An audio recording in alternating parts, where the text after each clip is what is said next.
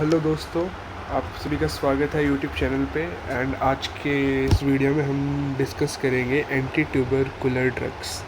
तो first of all tuberculosis को देख लेते हैं कि ट्यूबरकुलोसिस होता क्या है, क्योंकि पहले पता होना चाहिए अगर तुम एंटी ट्यूबरकुलर ड्रग्स पढ़ रहे हो। तो ज़्यादा डीप में नहीं, ब्रीफ में पढ़ेंगे, क्योंकि एनाटॉमी तो नहीं है ये, इट्स एन फार्माकोलॉजी। सो क्या है, tuberculosis is a bacterial disease. यहाँ से तो क्लियर हो गया होगा कि एक बैक्टीरिया से कॉज होता है। This is an bacterial disease and cause by the bacterium that is the Mycobacterium tuberculosis. ठीक है। एंड जो ये it primarily effects the brain, spine, lungs and kidney वाला एरिया। ठीक है। एंड दिस इज़ एन एक कम्युनिकेबल डिसीज़ है एक तरह का, कि कॉन्टैक्ट से फैलता है। लाइक स्नीज़ कर दी बंदे ने, टॉक कर दिया, सिंगिंग कर दी, कि जो उसके जो टाइनी ड्रॉपलेट्स होंगे उसके स्पूटम के अंदर, तो वो हेल्थी पर्सन के अंदर जाके टीबी कोज कर सकते हैं। तो it is N communicable disease. And चलो अब ड्रग्स के बारे में बात करते हैं। तो ड्रग्स क्या होते हैं? एक तरह का केमिकल सब्सटेंस होते हैं जो कि हमारी बॉडी के अंदर जाके उस डिसीज़ से पर्टिकुलरली फाइट करते हैं एंड उसकी ट्रीटमेंट में हेल्प करते हैं। ठीक है। तो anti tubercular drugs are the drugs which are used in the treatment of TB.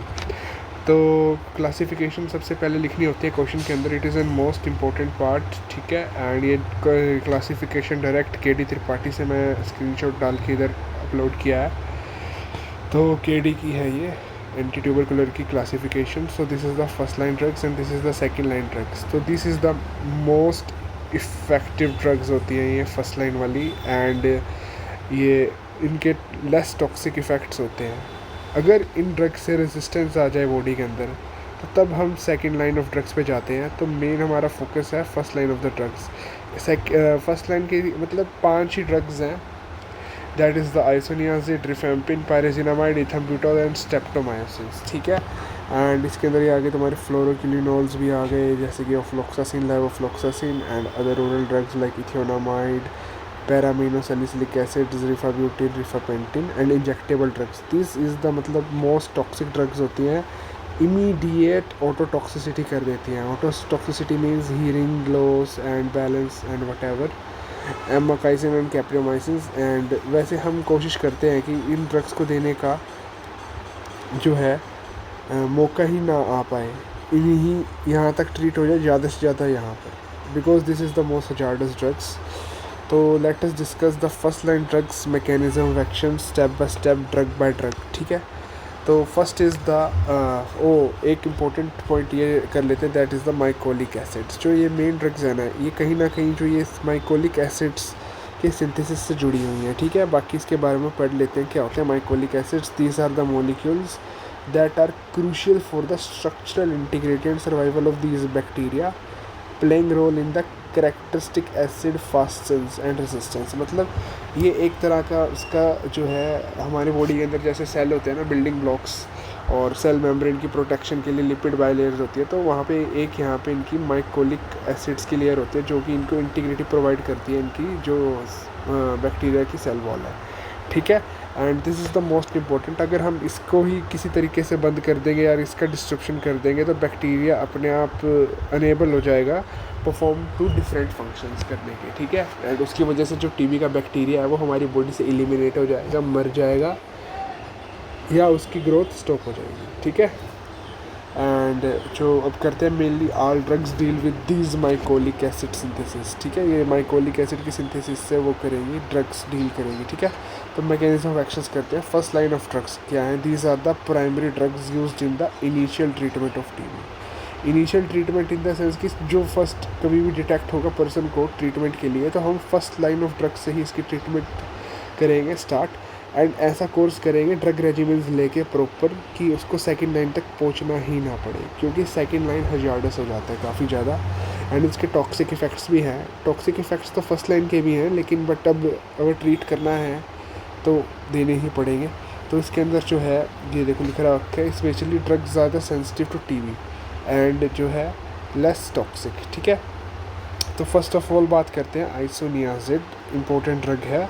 इसका क्या है, फर्स्ट में ही क्या करेगी, inhibit the synthesis of mycolic acid and essential component of the bacterial cell wall. ठीक है। तो it is a kind of prodrug. हाँ, प्रोड्रग तो पढ़ के आए होंगे, कॉन्सेप्ट क्या होता है, प्रोड्रग्स क्या होती है। These are the inactive kind of the drugs.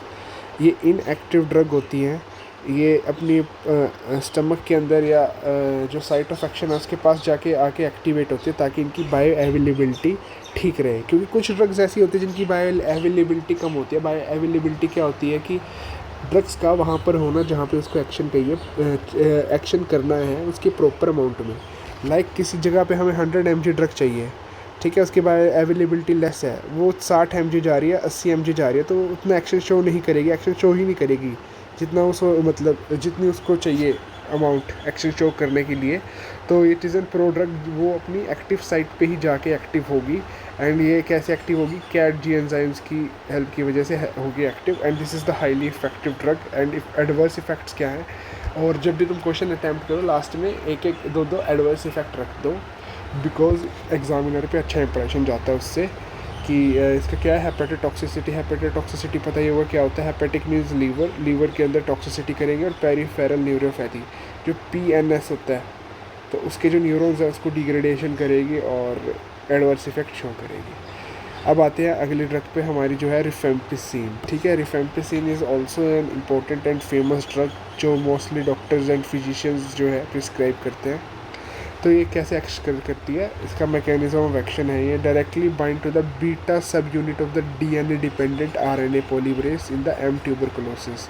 जो बीटा सब यूनिट होती है ना DNA डिपेंडेंट RNA पॉलीमरेज की एंजाइम पे, उसके ऊपर बाइंड कर देगी। और this binding lead to blocking of elongation phase. Elongation phase में मतलब लाइक जैसे इलोंग होगी ये, और उससे उसकी बैक्टीरिया की ग्रोथ ज़्यादा बढ़ेगी, तो उस फेज को ये स्टॉप कर देती है of the transcription, preventing the synthesis of जो है मतलब जो उसका प्रिवेंट करेगी mRNA को सिंथेसिस होने से, जो कि इसकी बैक्टीरियल कॉलोनीज़ को ग्रोथ करेगा।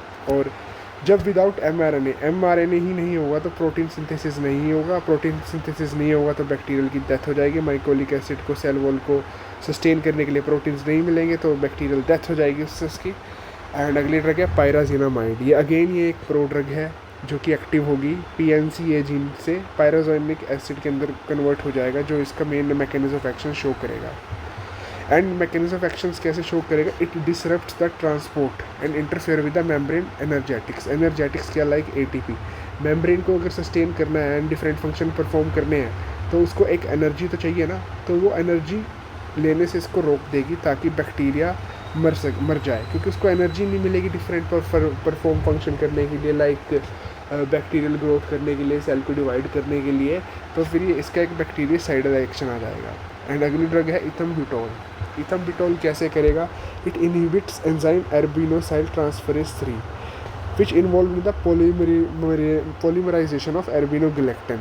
एर्बिनोगैलेक्टिन क्या है, एक वाइटल कंपोनेंट है बैक्टीरियल सेल वॉल का, ठीक है। And this inhibition result in the disruption of cell wall biosynthesis. ये डायरेक्टली जो है सेल वॉल की बायोसिंथेसिस पे एक्ट करेगी और उसका जो है डिसरप्शन कर देगी, increasing cell wall permeability and making the bacteria more susceptible to other drugs. Like उसकी परमिएबिलिटी को इंक्रीज़ कर देगी ताकि उसके अंदर और भी ड्रग्स आ सके एंड उसका एक्शन शो कर सके। एंड इसका नेचर क्या है, बैक्टीरियोस्टैटिक। आपने पढ़ा हुआ ना, एक 2 टाइप्स ऑफ ड्रग होती है, बैक्टीरियोस्टैटिक एंड साइडल। साइडल क्या करती है, ये डायरेक्ट सेल वॉल सिंथेसिस को रोक देती है एंड उसका बैक्टीरिया की डेथ हो जाती है। स्टैटिक यानी कि वहाँ पे उसकी कॉलोनीज बढ़ने से रोक देगी, वहाँ पे इमीडिएट इसकी ग्रोथ स्टॉप कर देगी। एंड लास्ट जो है फर्स्ट लाइन की हमारी ड्रग आती है, दैट इज़ द स्ट्रेप्टोमायोसिन। स्ट्रेप्टोमायोसिन क्या है, एक अमाइनोग्लाइकोसाइड एंटीबायोटिक है, इट्स एन एंटीबायोटिक। इसका मैकेनिज्म ऑफ एक्शन इंपॉर्टेंट है, काफ़ी एग्जाम्स में आता है कि इट बाइंड इरिवर्सिबली। इरिवर्सिबली का मतलब ये है कि ये वापस अपनी जगह पे नहीं आएगी, बाइंड हो गई तो हो गई, कोई मतलब बैक्टीरिया इसको रिवर्स नहीं कर सकता इसके एक्शन को।